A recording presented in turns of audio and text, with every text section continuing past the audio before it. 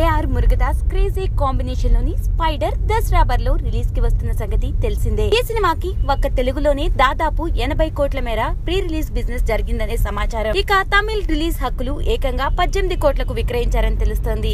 ఇక బాలీవుడ్ లోను ధర్మ ప్రొడక్షన్ సంస్థ భారీ ధరకు బేరమాడుతున్న సమాచారం ఉంది. మాలీవుడ్ కన్నడలోను మహేష్ మురుగదాస్ క్రేజ్ అసాధారణంగానే ఉంటుంది. ఓ జాతీయ స్థాయి క్రేజ్ ఉన్న దర్శకుడి నుంచి వస్తున్న సినిమాగా ఈ సినిమాకి ప్రీ రిలీజ్ బిజినెస్ అన్ని భాషలు ఓవర్సీస్ కలుపుకొని దాదాపు 180 నుండి 200 కోట్లు ఉంటుందని అంచనా వేస్తున్నారు. ఇకపోతే ఇంత పెద్ద మొత్తం సర్క్యులేట్ అవుతోంది అంటే ఆ సినిమాలో మ్యాటర్ కూడా అంతే ఉందని అర్థం. ఇక టీజర్ లోని మురుగదాస్ సత్తా ఏంటో చాటాడు. ఈ సినిమా అదిరిపోయే విజువల్స్, గ్రాఫిక్స్, ఎఫెక్ట్స్ నేపథ్యంలో ఉంటుందని ముందే టీజ్ చేశాడు. ఇక స్పైడర్ అన్న టైటిల్ కి తగ్గట్టే సాలీడును టీజర్ లోనే చూపించి హైప్ పెంచాడు. విజువల్ గ్రాఫిక్స్ లో సృష్టించిన సాలీడు వీక్షకుల్ని మరింతగా ఆకట్టుకుంది. ఇక ఈ సినిమాలో సాలీడు విన్యాసాలని రోబోటిక్ టెక్నాలజీ బేసిస్ లో విఎఫ్ఎక్స్ చేశారని తెలుస్తోంది.